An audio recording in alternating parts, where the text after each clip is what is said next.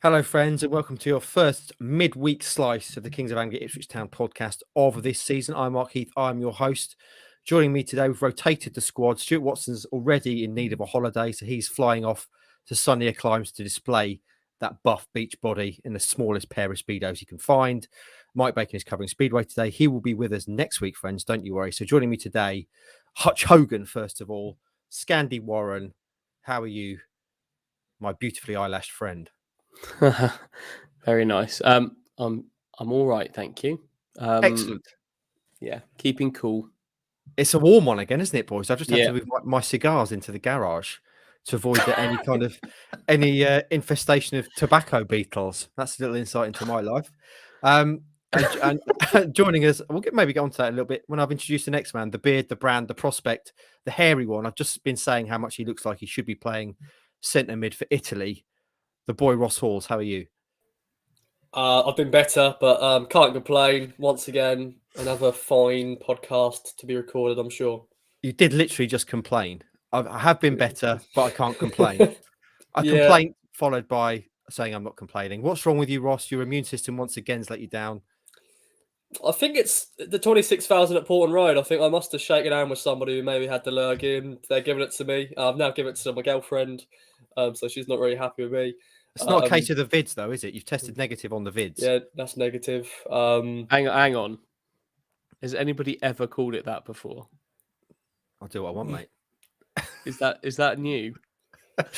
Might be. I'm sure I've heard that somewhere before. The key thing is that Ross hasn't got the vids as it stands. Anyway, boys, I'm digressing. I want to catch up with you, Hutchie, because we didn't hear from you on Monday's show. You were drunk on a road in London somewhere after the Lionesses. So I want to hear, first of all, what you made of the Bolton game, and then also about the England game, because it's quite unusual we had someone actually there at such a historic, iconic occasion. Very briefly, friend, what's your observations from the Bolton game? Obviously, we've all talked about it, but the KO Army haven't heard your brief thoughts on that. What a weekend of football I had, eh? Indeed. Ipswich Town won, Bolton won in League One, and then history at Wembley. Thoughts on the Bolton game? I came away quite happy from it. On paper, a tricky start, navigated well, dealt with the issues well enough, found some solutions. Not always the most pretty way of finding that solution in the first half with a set piece, but a pretty set piece. And then with a better team in the second. So all in all, came away quite encouraged by that, if I'm honest, because some of their deficiencies from previous seasons were kind of turned around a little bit. They scored from a set piece and managed to find a way through some difficult moments in the game. So some things to sort out, but plenty of positives to come from that, and a good start, I thought. Excellent. And then you bounced positively straight from Portman Road, got straight on the lager, ended up at Wembley on Sunday afternoon. What was that like? Because you were there with your wife and your little girl. So inspirational, I'm sure. What did you make of it, Hutchie? Because everyone I've spoken to or listened to talk about being there said it was a truly kind of once in a lifetime sort of vibe. Yeah, it was brilliant, absolutely brilliant. I had my fears, I had my doubts. This was my daughter's third football match ever. We left at half time of both of the other two, and she'd never seen a goal before. And we went to a kid's birthday party on Sunday morning, which knackered her out. We'd banked on her sleeping in the car on the way down, and she didn't. And I was thinking, oh no, this is going to be a disaster. But she absolutely loved it. She refused to go for a wee when it was suggested to her because she didn't want to miss a minute. And made it all the way through extra time, shouting "Come on, England" all the way through, and it was really a really special occasion for everyone that was watching it all around the country. I think really, really special. That picture of Chloe Kelly whirling her top above her head, that's iconic. That will go down in English sporting legend, won't it? For years from now, we'll be seeing that picture, especially the one. Have you seen the one where she's sort of twirling it and it's actually got her name by some kind of virtue? The shirt is contrived to have just her name like above her head. Incredible. Rossi, we haven't really talked about this on the show, so we might as well. Well, obviously you're deeply involved in the women's team at Town. What has that meant to them? And have you seen kind of a surge of interest in Town ladies as a result, in terms of either people kind of saying they want to watch or get involved, that kind of thing? Because it's huge, isn't it, for the women's game? Yeah, it's a massive surge. I think there's a lot of they do a True Blue membership, £5 a month, and I think those have gone up. There's Wow. interest in sponsorship. I even saw this is Brighton. I think they've like tripled, maybe even quadrupled their season tickets for next season. I see loads of different other clubs sharing stats and saying there is surge of just people interested. So which is great to see. And yeah, I'm sure I've got two young nieces who have now got the full Ipswich Town kit. And my niece right now, she's wanting to play football, and she's now been inspired watching that game. And I'm sure that's like anybody, just inspired by this great Lionesses team. And yeah, I'm sure hopefully at the AGL Arena, Ipswich Town Women's Team Stadium, that should be hopefully packed out every week because of that amazing achievement. First game of the season is 21st of August, isn't it, Ross, for the Yeah. ladies at Felixstowe? When are we doing the next Tractor Girls talk? Soon. I think it's just not been much going on. It's been very much steady going for the women's team. They've had pre-season friendlies, training week in, week out, but nothing too major for me and Blue to cover just yet. But we'll do a massive season preview looking ahead to the season. So that will be out hopefully in a few weeks' time. Tremendous. Right then, friends, let's move on. In terms of things that have happened since we last spoke on Monday in the town world, there's not been a great deal. We've had a lot of really good mailbag questions, which kind of cover a lot of it. I guess the main talking point actually was something that happened yesterday. I've kind of lost track of what's happened. When was it? Tuesday, actually. Tuesday. Yeah, the long running and somewhat tedious Bersant Celina saga finally came to an end. He's joined a side that play in front of, well, barely more than a good non-league attendance in Turkey. Your thoughts, please. I'm glad it's over.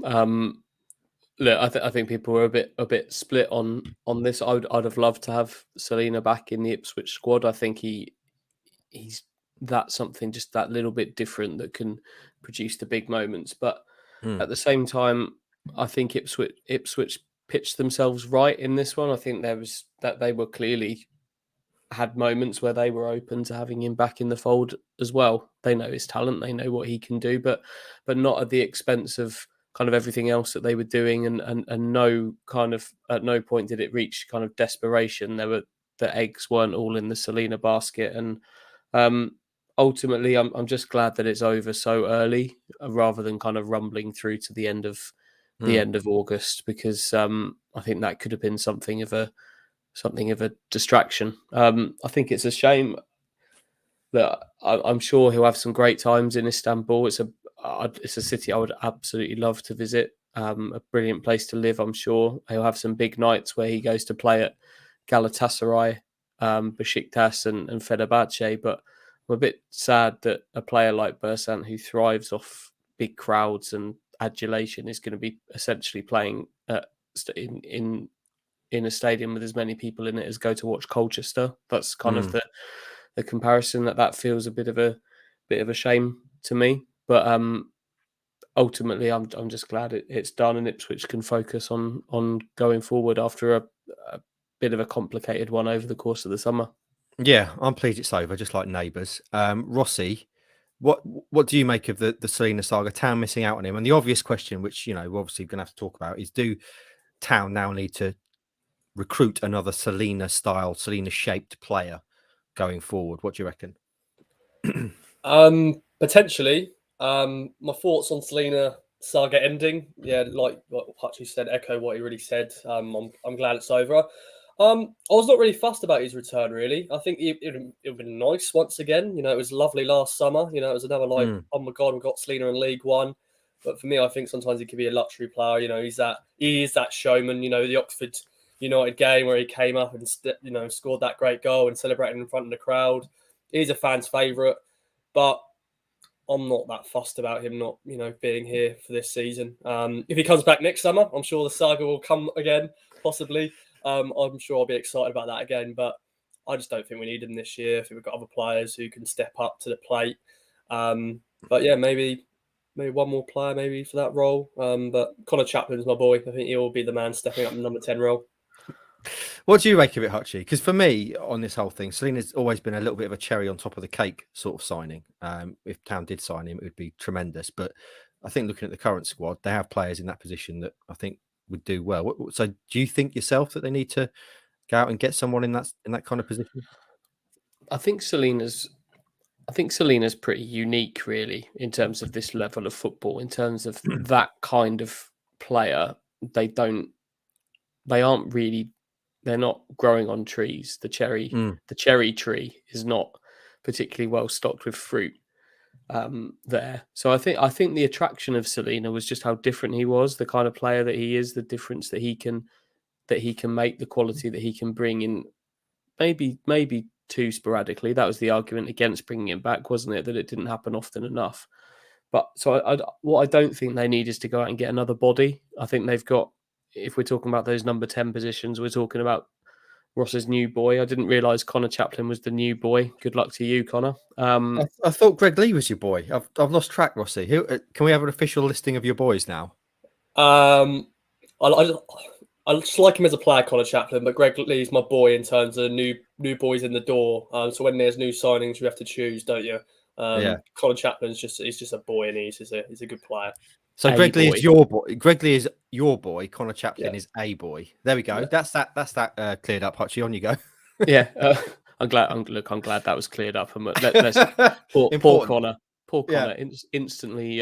It's not actually poor Connor, is it? It's not great being one of Ross's boys. So you're in the clear. But he with the number 10 on his back, I think I'm looking forward to seeing what he can do this year. And then you've obviously got a Luco harness, and we've seen Tyrese John Jules kind of maybe begin to show that he might surpass expectation in that position. So I don't think you necessarily need another body in there. If you can find a player that can do the kind of wizardry, the moments that Celina's capable of, then that would be something I'd be thinking of. But they're not really there. Like Scott Twine, was he one in that kind of mould? And you see how obviously a big amount of money was paid to take him to the top end of the championship. That's where those players tend to go. So I don't think they need a body for body's sake. It would need to be a seriously sweet or sour, beautiful cherry to put on top of the cake if they were to do it. But in terms of another body, not for me. Cherry liqueur chocolates from Belgium, elite tier, goat tier chocolate. That's an aside. Cameron Humphreys can play in that role as well, can't he? It's my surprise package. We've seen him do something similar against Charlton. Get him in. That's what I say. He can. He can play there. I personally, from what I've seen of Cameron, I like him a bit deeper. And there's every chance a loan might be in the offing for him. I just want him to play at this point somewhere. I'm sure he'll get his chance in the cups if he's still here. But certainly, if you're talking about adding another body, he's a reason not to do that if he's still here, because that's just another block. But it would have to be what's the chocolate? A cherry liqueur Belgian chocolate. You must have had those. You know, probably. You go to Belgium. They're whole cherries, which have literally been dipped in chocolate and kind of doused in cherry liqueur, and you whack them in. Even the stalk is like covered in chocolate. You don't eat it unless you're in the mood. But yeah, they are elite tier chocolates. I don't want to get too carried away. If that's what we're saying, Bersant is, then that's what they need to find. I've never been to Belgium. What? No, I've not been to Belgium. You've travelled, boy. I thought you'd been everywhere. I have, yeah. It's not one I've watched in Bruges a lot. Get yourself to Bruges, mate. That's what made us want to go to Bruges. Watching that, and it is as beautiful as it seems in the film. Is it like a dream? Is it like a dream? It's like a fucking fairy tale. Yeah, exactly. It's in Belgium. Yeah, it is, honestly. Bruges, if you've not been, it's tremendous. There's lots of really, really nice bars next to the river where you can partake of numerous Belgian beers and not feel guilty about it. Get yourself a bottle of Delirium. That's 12%. That's why it's called Delirium. I think that would kill me. I've not had a beer for about 5 years. I think one of them would yeah, I wouldn't go straight to I wouldn't go straight to the bottle of Delirium for your first one back, Hutchie. Who knows? Let's have a KOA Jolly Boys outing to Bruges, shall we? Let's do that. Friends, that's the Celina saga. Line drawn underneath it until maybe it starts again next summer. Who knows? Look, all I would say is that there seems to be a bit of a gravitational pull between Celina and Ipswich. It wouldn't surprise me if this was at least discussed again in the future. And I have absolutely no doubt that over the next 9 months while he's in Turkey, some perhaps slightly grainy video footage of him doing the odd incredible bit of skill or goal will pop up, and perhaps provoke what might have been moments. But I think Ipswich have got some good players in that position, and I think they can do the business. Okay, there we go. That's the official line drawn under it then from Hutchie. Moving on, obviously we've already talked about Bolton in great depth and detail. Go back and listen to the show from Monday if you want to hear more about that. There's also videos around that from the fan social, the game day posse, and also the boys, obviously their reaction video. But there were a few moans, weren't there, from fans? We got some moans from fans about various parts of the match day experience. The big screen, namely, the commentary on iFollow was an issue, wasn't it? A big one. And various other things around the sound level of the PA being too loud, which is staggering given the previous issues with it, and also around queuing in the fan zone. So we were fortunate enough, weren't we, Rossi, to go down and kind of have a chat with someone at the club about that yesterday. Fair play to the club for kind of embracing those sort of questions and having us down. So we met Scott Paul, who's the new marketing and director of marketing and support engagement yesterday at Portman Road. And to be fair to the club, they have already taken some of those comments on. They know that the big screen was an issue.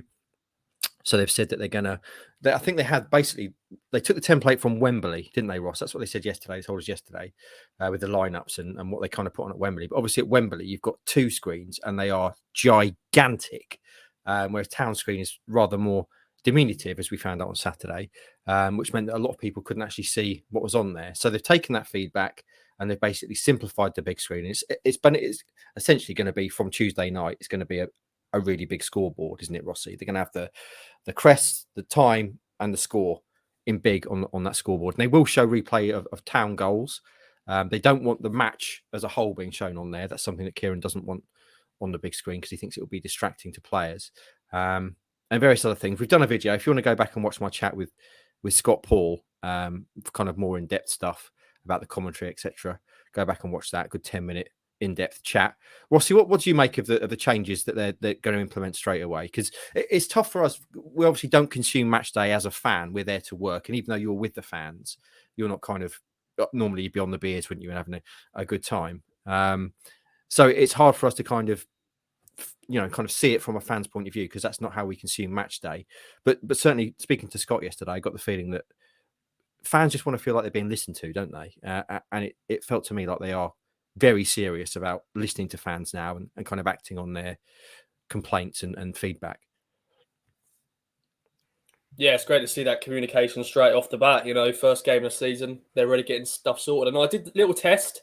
You saw the video, but I went into the top end of the north stand. You could see it visually. If you haven't got great eyesight, to be fair, my eyesight can be a bit iffy sometimes. But it looked good. I saw the time, saw the score line, and the badges looked very sharp. And that's just a nice little touch. I think some people think, I need the scoreboard, but some people really like that sort of stuff. And just you want to know how long you got left. Definitely, it's 1-1 in the dying seconds. You want to know how long we've got left. We've only got a couple minutes. Hopefully we can get the winner. But just everything else is just fantastic. And it's just, it's night and day to the previous regime in terms of communication because, things get left last minute. No one really thinks about it.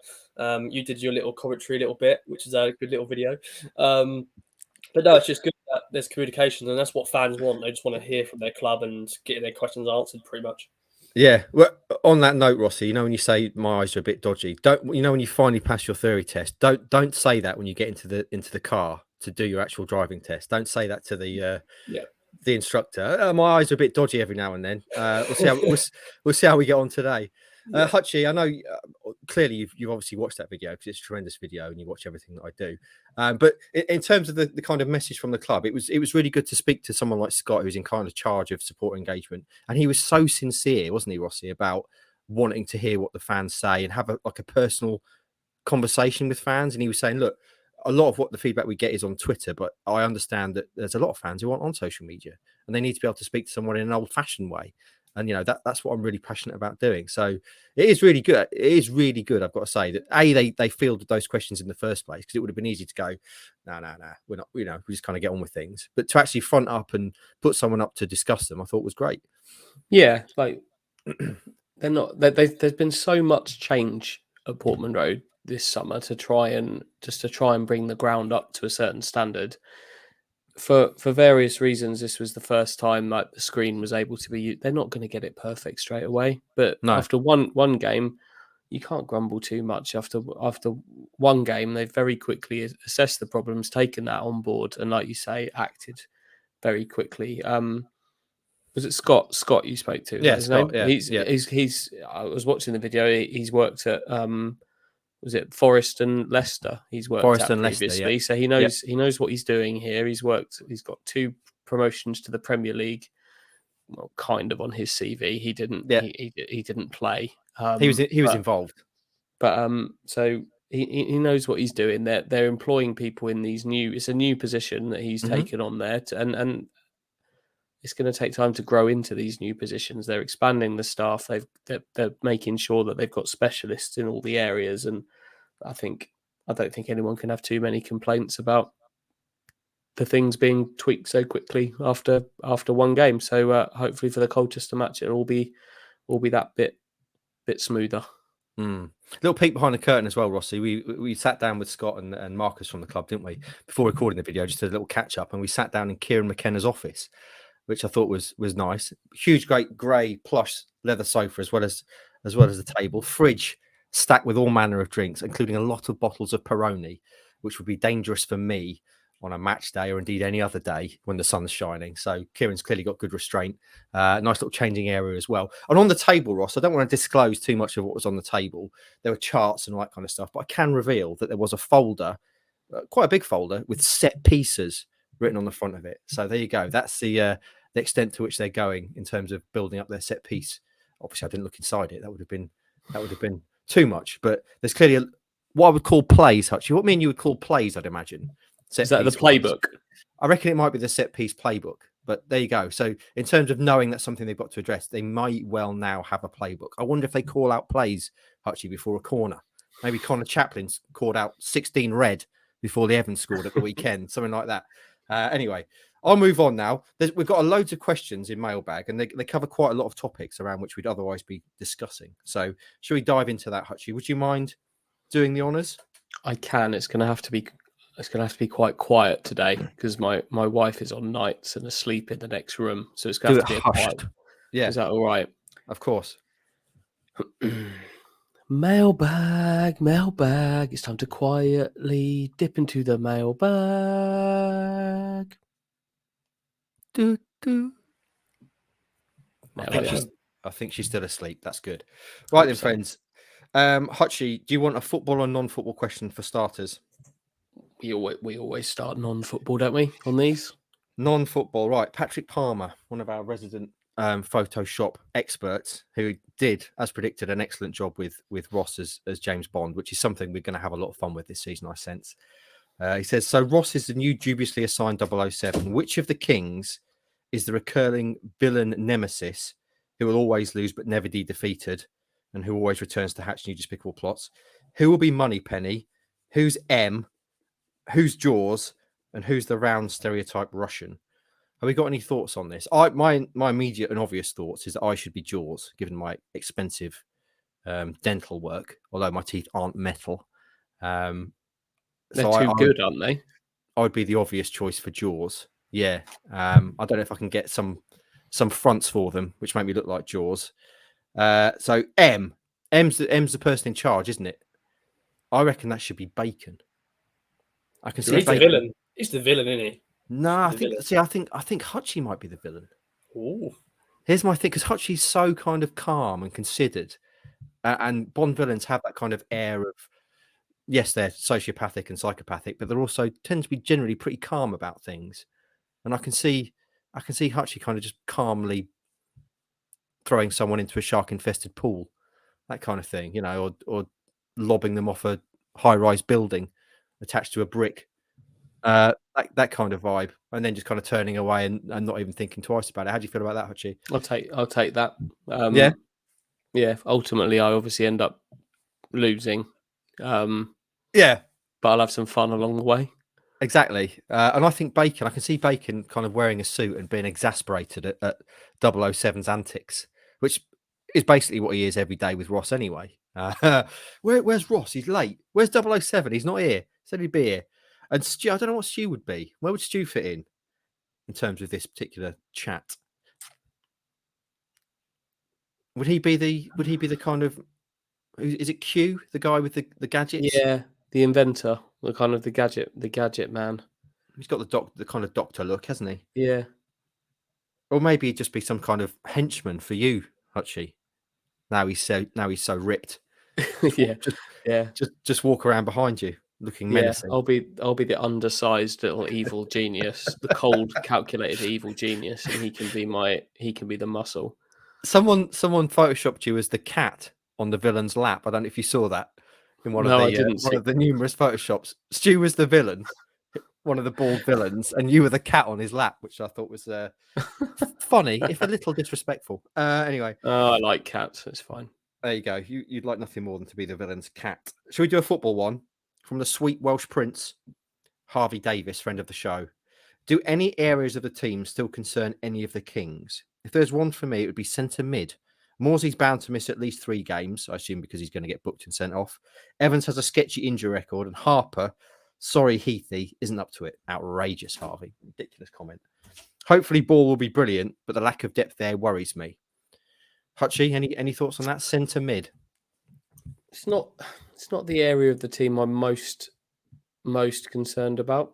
I also think that Morsey's. I think we might see a different string to Morsey this season. I think I've got this feeling that he might manage that side of his game a little bit better. That's just a gut feeling, and I think Ball is good insurance for that. I'm not hugely concerned about it. If you suddenly loaned out El Mazzuni and Humphreys, which is obviously a discussion point, then you are starting to look a little bit thin. Harper's got a lot to do to show that he is up to it. I didn't see the Southend friendly, but by all accounts, he didn't show that he was up to it in that game. He'll get. What was it? What fake news? Yeah, absolutely. Okay, he was tremendous in that game. Tremendous. Everyone's saying it. Everyone's saying it, apart from those who aren't, and they're idiots. All right. We'll see it. We'll see him against Colchester. He's got some work to do in that position, but it's not the area of the team I'm most thinking about when you're talking about recruitment. Rossi, any thoughts? Centre mid? You worried like the sweet Welsh Prince? No, not really. I think Dominic Ball, Lee Evans, Sam Morsey, they're going to be the key ones in that position, and then there's other players who can fit that role. So I'm not too worried, but I understand Harvey's thinking there, But I agree with Hutchie on Sam Morsey. I think he's going to change his game a little bit this year because he knows he's the leader. He can't be missing games via suspension and stuff. So I think Sam Morsey's going to play week in, week out. No worries. Bloody Sam Morsey's a man on a mission this season, I reckon. I would agree with you. I'm not too concerned about centre mid, but I can certainly see where Harvey's coming from, certainly from a numbers point of view. But fingers crossed it won't become an issue. Right then, a couple of quick ones. Lee wants to know: did Mark and Stu finish their pints of San Miguel in the behind-the-scenes snippet? Yes, we did. We said on Monday they poured us the pints, and we did the sip, one take, spot on, first time every time, obviously, and then we kind of put them sheepishly down. And the guys who opened the kiosk for us says, "No, you can't leave them. Like we've just poured them. You can't waste them." So we went, "What, really? Oh, okay then." And thus we consumed said pints on the way to check out Kieran McKenna's new comfy chair in the dugouts. Another quick one, George. If you could take Mark Ashton to any Suffolk restaurant, which one would it be? You got any favourite Suffolk eateries? Rossi, Bella, what's it called? Ben Napoli, you'll love Ben Napoli. You get your Italian food, pasta, pizza, lasagna, and all that stuff. And then, of course, you got chicken and chips as well if you fancy that, and wraps, paninis. Rats. And then, I don't want a rat. I'm not sure. Is it that good? I've heard so much about. Loads of people talk about Bella Napoli. I've never been. Is it really that good? I know there are. I know there is. There's one very near my house. Yeah, I think it's just standard Italian food. You get what you get. Really, I just like it. Pricing's not too bad. Good vibe, good energy in the restaurant. Just does what it does. It's not too not too classy, but just it's nice. You don't want it to be too classy. That's definitely not what you want. Hutchie, where would you take Mr. Ashton for dinner? I would take Mr. Ashton to a Japanese restaurant in town called Takayama. Oh, nice. I like that. It's very good. It's very good. Really, really nice. Japanese cuisine is something that I've not really explored much of. I do like sushi, the stuff you get from counters in like Waitrose, very good, but I don't know anything about it. So is there anything you'd recommend for neophytes like me, Hutchie, trying to get into Japanese cuisine? Well, the sushi there is kind of a significant upgrade on what you've had from the Waitrose counter. I can imagine, for a start. Yeah. It's not quite. We went to Japan 5 or 6 years ago, and it's incredible. The food there is outrageous. It's so good. And this, I've not been to loads of Japanese restaurants since we came back from there, but this is probably the best, most sort of Japanese like. What's it called? Yeah, Takayama. Maybe I'll take you instead of Mark Ashton. I like that. I'd like that. Yeah. Should we take ourselves out for a little KOA meal? Yeah, let's do it. That. Ross, how do you feel about raw fish? Yeah, I've been to that restaurant a few times myself. It's really nice. There we go. Yeah. Tremendous. If it was me, I'd take Ashton somewhere posh. There's Tuddenham Mill, which is one of our favourite places to eat out west of the county, and also 1921 in Bury, which for me is probably maybe P Porridge in Bury as well. Probably the best two places in terms of restaurants to eat. There's the Great House in Lavenham as well. That's really nice. Obviously, a really nice area. And in the east of the county, the Unruly Pig out Woodbridge Way, which has won all sorts of awards as a very kind of gastro upmarket pub. I think it just won Gastro Pub of the Year, in fact, ahead of a bunch of top. I didn't have a great time there, Mark. Oh no! Was it? You don't like fancy though? What was it? Too fat? No. Mine was fine. I had a really nice steak, but they didn't handle a simple vegetarian meal particularly well for my wife. Let's just say. Okay. Well, that brings us perfectly on to one of the other questions, which was, where are we? Chris Bennett. Will Andy and Stu won't be there, the big porker will be bringing a packed lunch on Saturday or sampling the vegan cuisine at Forest Green Rovers? Now, first trip to Forest Green Rovers, obviously going to talk about Forest Green in due course, but clearly they are a club noted for their ethics and ethos, and vegan being high amongst those. So, Hutchie, will you be sampling any of the vegan wares? You live in a household with vegetarians anyway, so you don't eat a lot of meat. How would you feel about that? I do when I'm let out on match days. Get me a burger. I take the big porker might have some issues to face. Yeah, I'm pleased that Mike isn't answering this question, because I think he'd have some rather fruity views about vegans, shall we say?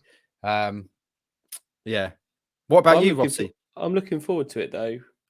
My friend Matt used to be the media manager of Forest Green for 3 or 4 years, and he would regularly show me pictures of the food that was on offer. It looks really nice. He kind of ultimately pretty much went vegan as a result of working for them for so long. So I'm quite looking forward to it. How about you, Ross? You're going to get stuck right into a vegan sausage roll? Yeah, I'll give it a go. My dad, he's vegan and vegetarian, all that, doesn't eat meat. So when I go and visit him, he makes me vegan meals, and sometimes, honestly, they're actually really good. Because meat substitutes. He does it's mushrooms, but it's pulled pork basically, but it's not pulled pork. It's mushrooms basically, but it's lovely. So I'm gonna give it a try, and bear with me. I went vegan for a week once. I watched the Game Changers documentary on Netflix. Have you seen that? Which basically says that if you go vegan, you're essentially super powered. And I was like, yeah, I'm all in. Athlete, I'm gonna be like, this is gonna take me to the next level of athletic prowess. It was good. We bought some cookbooks. There's some nice food, but unfortunately, I just enjoy eating meat, and that I can't get away from that. So there we go. I'm quite happy to tuck into a vegan meal every now and then, but I can't live that lifestyle full time, I'm afraid. Anyway, I am fascinated to know what Mike Bacon makes of the vegan options on Saturday. We shall see. Right then, who should we go with next? Let's do a football one. Adrian Hawes wants to know Humphreys and Ndaba to loan out or not to loan out. Hutchie, should we go with you here? Clearly, we're in the month where players may well be departing, and maybe one or two coming in as well. But these are the two. And KOA Ndaba was on loan last season. We thought this is going to be hopefully his breakthrough season at Town. But there's already talk about him being loaned out. Morsey and McKenna talked about it last week. And obviously Cameron Humphreys. I've cursed him by giving him the Aaron Drynan Surprise Package Award. And now he's going to go out on loan as well. What do you make of it, Hutchie? Mm-hmm. Well, we spoke about this kind of back in May time, I think, and at that point, I think I probably said that I'd want them both to be around at least until January. I would certainly agree with that with Ndaba. I wouldn't be moving him out of the building yet. I think he's got some qualities that could really fit in this team, and all it would take would be one injury to one of the starting three defenders, and all of a sudden Cameron Burgess comes into the team, and then there's no backup. Obviously Dominic Ball and Greg Lee can play there as well, but I'd be keeping Ndaba around. Humphreys, I maybe changed my thought process on a little bit. I think he's maybe too good to not play games. He didn't make the bench on Saturday. Raheem Harper did ahead of him. I'm sure Humphreys will play in the cup game with Colchester, and then there's obviously the trophy and the FA Cup to come all before Christmas. So if they can find him the right loan, I'd look to loan him out, but I wouldn't be just pushing him out anywhere. We've seen with Idris previously that you can go out on loan and it's not great for you. See, Raheem Harper went out on loan and didn't have the best time either. So I wouldn't be pushing either of them out. But if you could find the right home. Where would be the right home for Humphreys, do you reckon? What, It's League tough. 2 we talking? Or Yeah, certainly no lower than that. It's hard because you think the next step for Ndaba is to play regularly in League One. Stu's put a bit online this morning about all of this situation with a suggestion in there that Fleetwood might be interested in Ndaba, which would be interesting to see what he can do in League One. For Humphreys, I don't know. You have to find a team that can play football, that's playing football in League Two. I think that was a thought process with many players going to League Two, that you've got to place them in the right team. I know Armando Dobra, for example, he was concerned that he would just get kicked. Now, I think Humphreys could deal with that better than Dobra could, but that's also not what you don't want to send your highly talented young player away to be kicked for 4 months. So I don't know. Like, obviously, Crew didn't work out for Harper, but could Crew be an answer for Humphreys? I don't know. A team that play a little bit, somewhere like that. But it's tough. This is tough. Ipswich, we feel they're out of place in the football pyramid, which means their loan options just aren't there. They've got players that can play in League One, these players, but then you look at League One and Ipswich aren't going to want to loan better players to half of the teams that are in there. So it's tough. It's tough. My take on it is I'd keep both of them. And Ndaba, I think, it has been on League Two. He's obviously clearly good enough at that level. If you think he's good enough to play in League One, keep him and play him. There must be a way of finding him. What's the point in sending out one of your own assets to play in the same league that you're playing in? Play him. And Humphreys, again, I'd like to keep him. He's clearly, again, he's shown that he's capable at this level. And I would imagine that having him around the squad and the players they've got, the likes of Morsey and leaders like that, is going to be good for him in terms of the ethos and how to conduct yourself as a professional, the process that Morsey's so keen on. I can see the argument for letting him out, but I personally would keep him around. Rossi, what do you reckon? Yeah, I'll keep him around. We've got the 5 subs this year. We're going to go all the way in the cup competitions, aren't we? And I think for the time being, I think it's good to keep them around, and then maybe January look at it maybe and see if they're not playing, and then maybe load them out. And it just needs to be the right club. It just needs to be a club where they'll actually play. I don't want them to be sitting on a bench like, Dobra at Colchester and Harper went to Crewe, but it was very much sadly for Crewe, it was a sinking ship and they got relegated. So I think it needs to be the right club. I think Ndaba is going to thrive at any club really, because I think he did really well at Salford. Fleetwood would be an interest to move that did happen, under Scott Brown and young manager. But I'll keep him around. You never know. They out of nowhere play, do well, and stay in the team. So yeah, at the moment, keep him. Okay, let us know what you think about that.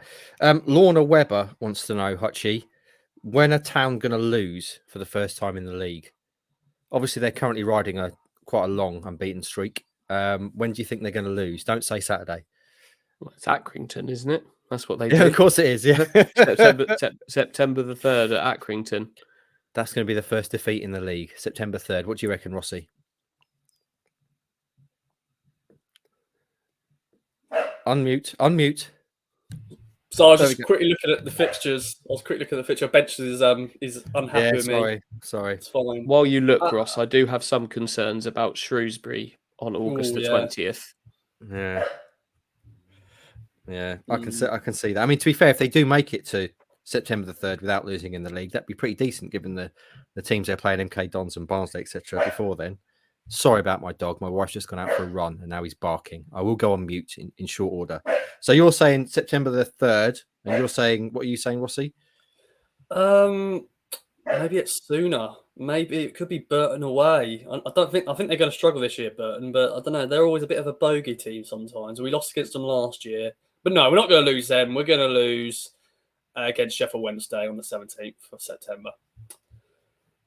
That's one hell of a little unbeaten run. That'd be tremendous if we get to there.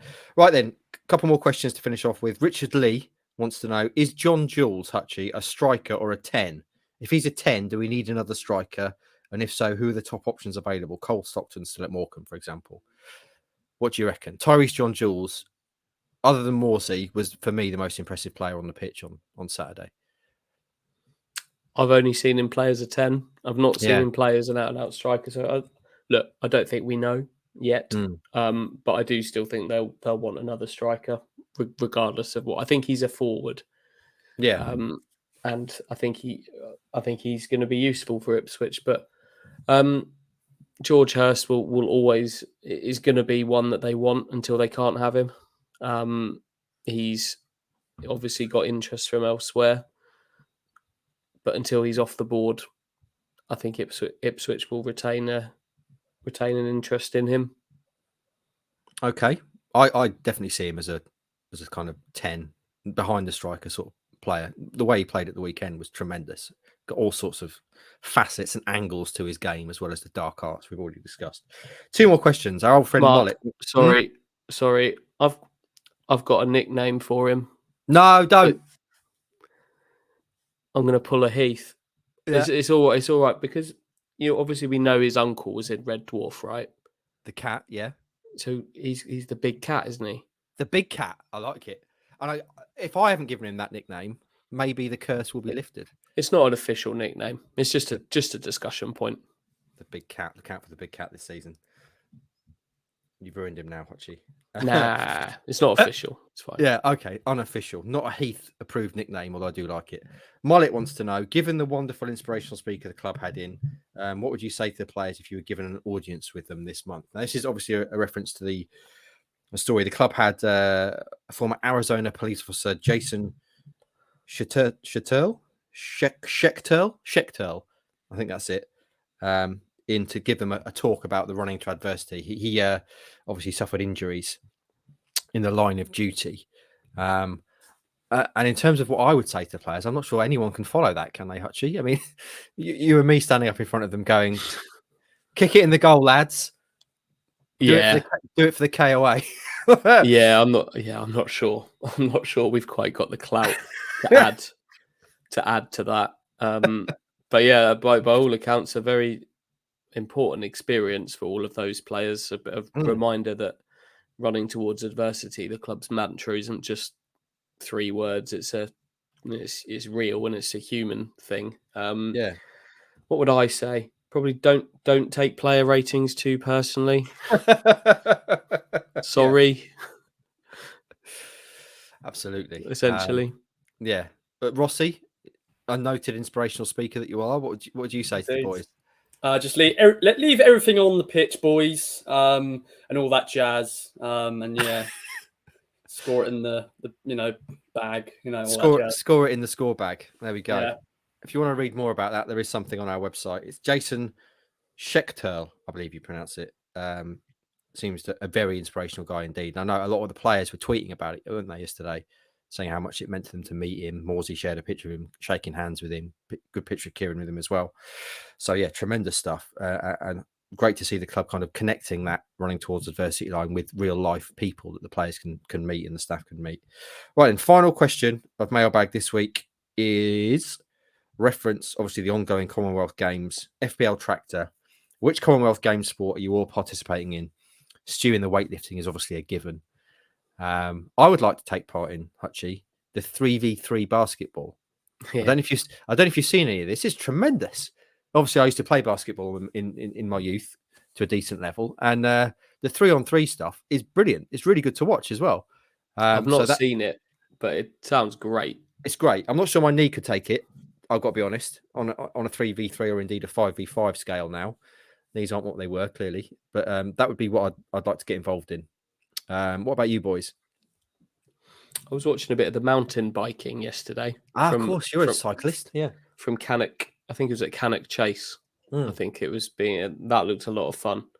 There was one guy who was in a medal position, right? And he was happily cycling along, had a bit of a slip on a corner, fell off, and like snapped the derailleur off the back. So he ripped it off, ripped the chain, and then tried to kind of freewheel it downhill to get to the tech area where he could fix his bike. Didn't get back in the race to get his medal, sadly. But yeah, that looked like a lot of fun. They are a different breed, those mountain bikers. Rossi, what would you medal inevitably at the Commonwealth Games in? I like swimming. I would finish last in swimming, but I'll have probably quite possibly, mate. I think you almost certainly, absolutely, definitely would finish last. Yeah, I'll enjoy taking part. But I think my sport will have to be lawn bowls. Oh, yeah. Are you a finger bias or thumb bias bowler? Trying to pretend to do it now. I just go with the flow. Whatever happens at the time. If it's a massive moment, I have to hit the ball there, and depends on the day. You've got all the terms already, so I reckon you're halfway there. You've got to hit the ball and that. Yeah. There's a bowls club at the top of my road, Ross. I've been a few times. I'm going to join it. Come, your journey to the Commonwealth Games can begin. Do it. It's a very civilized sport. I like the idea of not when I'm done with it. It's not. Have you watched a film called Blackball? Is that the guy with the Dennis Pennis guy? Yeah, I think so. There's a film, and it's like someone who shakes up bowls, isn't it? Yeah. I remember seeing a trailer a few years ago. Yeah, is it Paul good? Paul Kay was the Dennis Pennis, yeah. And Vince Vaughn's in it as well. Is it good? It's a good film, yeah. It's about bowls. Tremendous. So there we go. There we go. I commend it to the house. I will just say on a TV recommendation, by the way, Netflix, Woodstock 1999, 3-part documentary about when they tried to recreate Woodstock 30 years after the kind of love and peace and happiness era. It did not go well. They booked a bunch of new metal bands whose kind of ethos was smash everything up, essentially. And there were essentially thousands of very drunk frat boys. What could go wrong? It did go wrong. It ended in a fiery inferno. An excellent documentary. Watching it going, what? How the hell do they think this was a good idea? Also, very similar, The Fire documentary about the Fire Festival. If you've not seen that, go and watch that. Anyway, here endeth Mailbag. From Fire and Woodstock 1999 to Forest Green. Very similar. Brilliant segue. Hutchie, you're going to be there on Saturday, your first trip to Forest Green Rovers. Your mate won't be there, but your best friend, Mike Bacon, will be with you. What do we make about this trip? Forest Green started with a win at Bristol Rovers last weekend, so a good result for them. Clearly among, you would say, probably the relegation favourites. They've just signed, however, Connor Wickham, formerly of this parish, as a free agent. Your thoughts, please.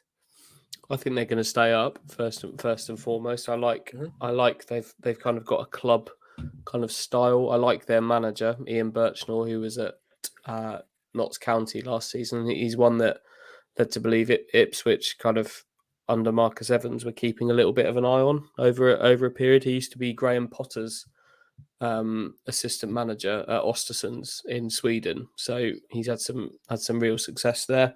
But it's quite a big one for Ipswich. This obviously a draw on the opening day was absolutely fine, but I'd quite like to see them go and kind of dominate a game and come away with a win from this one at a ground that might have a little bit of adversity for them to overcome. This is some Forest Green fans are saying that this is probably the biggest opposition they've ever faced as a football club. So it's going to be a good occasion. But I'd like to see Ipswich go and dominate this one, come away with a win. It is cliche klaxon, their cup final, isn't it, Rossi? Do we fear Mr. Wickham? Not really. You know, he won't start. He won't start for them, will he?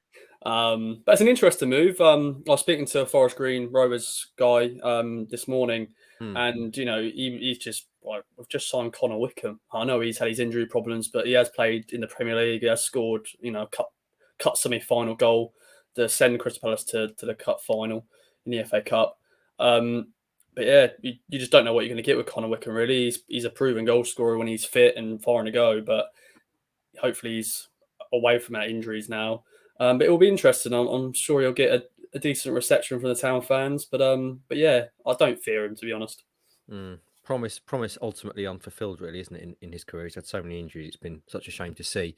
Hutchie, the big question, I guess, going into the game, which we had on Monday, and I'm interested to get your take on, in terms of town selection, do you stick with Leif Davis and Marcus Harness, or do you bring in the guys who looked so good on Saturday when they came on, Greg Lee, and obviously the big cat, Tyrese John-Jules?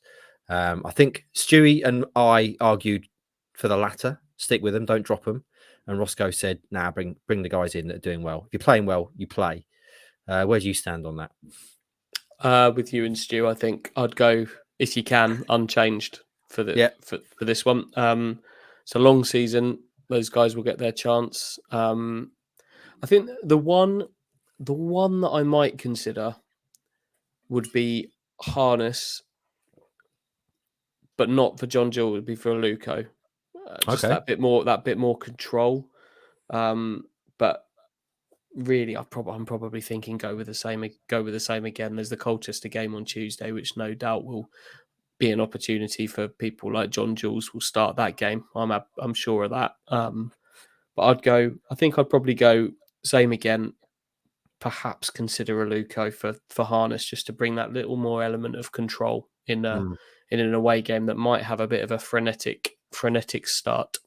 Yeah, I'm gonna. I obviously have already said stick with the guys, but I suspect when we do boot room tomorrow, Hutchie, purely for being contrary and provoking discussion, I'll say the opposite. So there we go. That's an early warning.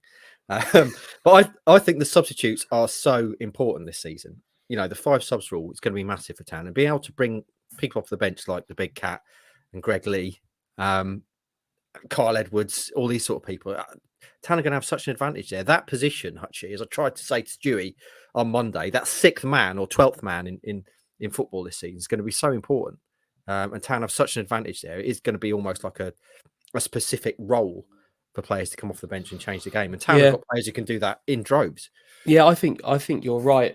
Look, none of these players want to be labelled as the sub, do they? The Solskjaer role. But I think there's a few of them that could, let's call them impact players, and maybe a bit more friendly term than the super sub. I think you're probably right. I think it could well be a theme that we're talking about quite a lot, particularly because Ipswich have had to deal with certain situations a few times, haven't they, where frustration for an hour, if you can change it significantly, like John Jules, like just for those players you've mentioned, John Jules and Edwards in particular, just as examples, can really change the dimensions of the attack of that attack.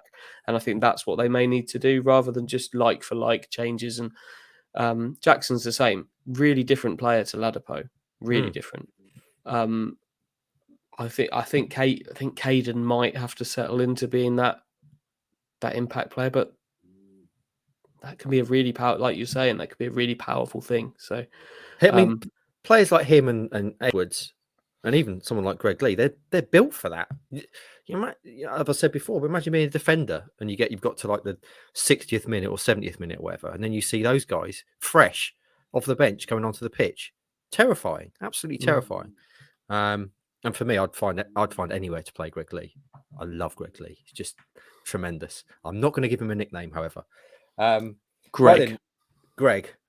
I did call him Easy Lee at one point, but I shan't do that again. What about 50% G?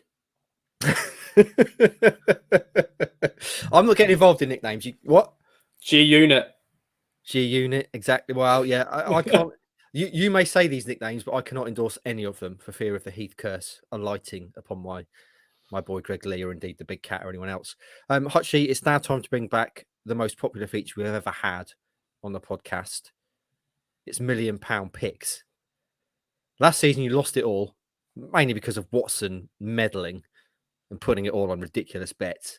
Season 2, we're never going to give up the responsibility out of your hands because you're sensible. So yeah, take it away. Gonna have a slight change to the format as well, aren't we? Which still the same. Still start with $1 million, still end with nothing. But rather than being restricted by the bookmakers' odds, Mark Heath, you're going to be my bookmaker, and you're going to give me some odds on stuff. Yeah. Which might allow us to be a little bit more creative. I've not gone mad this week to start things off, but we'll see where it goes. So I'm going to start with the Old Faithful, which he should have done last weekend. Yeah. It's Sam Morsey to score, which proved so useful last season. But I'm going to start with that. What odds are you giving me to that? So Bear in mind, that's a standalone bet. Yeah, Yeah. just to score. Bear in mind the bookies say 7-1 is generally where that's at. I'll give you, because he fluffed his lines last weekend, I'll give you 8-1 on Sam Morsey to score. And I'll give you £50,000 of my cash to hold. I'll send you my bank details after this. Yeah. Thank you very much. Okay. So we'll start with that. Second scenario. I think Ipswich are going to win. Mm-hmm. But I also think they're going to hit the woodwork twice. Ipswich in to the win game. And hit the woodwork twice. Yeah. That's your bet. The bookies won't give me odds on that, but will you? I will, obviously. To win, obviously, they're favourites, but to hit the woodwork twice in a game, how rare would that be? I will give you 33-1. Okay. To hit the woodwork twice in a game, that's pretty rare. Can we just clear up now? Yeah. If the goals go in off the post or bar, does that count? You wouldn't refer to that as hitting the woodwork, though, would you? If a goal went in off the post. So no. Okay. 33-1. I put 20 grand on that. 33-1, 20 grand. So 8-1 on Morsey to score, and 20 grand on at 33-1. Town to win, but to separately hit the post or bar twice. Yeah, both must happen. Yeah. Wow. Okay, there we go. Up and running, £1 million picks. Stick with us, people. See how long it takes Hutchie to lose all his cash. I don't think he will this season, though, because Watson's not going to be involved. Prediction time then, boys. Rossi, you'll be at Forest Green Rovers. Ipswich Town will be at Forest Green Rovers. Will they win at Forest Green Rovers on Saturday? What are you saying? They will indeed. 2-1. 2-1. A solid 2-1. Hutchie, you already said you think they're going to win. What do you reckon? That's what I've got as well. 2-1. 2-1. I'm going to say Town will win 2-0. But it'll be a real battling 2-0. They'll be under the cosh for the first 15, 20 minutes of the game, I can see, because Forest Green will come out like gangbusters, you'd imagine. And then they'll get a goal, calm it down. Forest Green will go on the attack again second half, and Town will get another one to wrap it up second half. Probably the Big Cat, Tyrese John Jules. That's what I'm saying. So 2-0 and 2-2-1s. That's what we're saying, boys. Any other business before I start my usually shambolic outro? No other business from me. No other business. Right, things to remember then. The KOA fan social being recorded tonight will be with you tomorrow, so look out for that. Obviously, support our sponsor Manscaped. Use the code KOA at manscaped.com for 20% off and free delivery on all that excellent clobber. Stuart Watson's been hammering that code. He gets ready for the beach this week. So that's the code KOA at manscaped.com. Thanks for flashing that up, Rossi. Nice one. And also follow us across all our social medias. That's Kings of Anger on YouTube, especially Instagram, Facebook, and Twitter. And also, we've not had any 5-star reviews for a little while. The last one said it improves my life, which I quite liked. Quite a nice little thing to say. So if you want to leave us similarly glowing praise via a 5-star review on iTunes, please do, because it helps us visibility-wise in the charts, helps more people find us and join the KOA army. Right then, it's the first midweek pod of the season done in the books. Ipswich Town will travel to Forest Green this weekend. If you're going, enjoy the game. Hutchie, Porker, Roscoe will all be there, and we'll be back next week to talk all about it. Have a great weekend, and we'll speak to you then.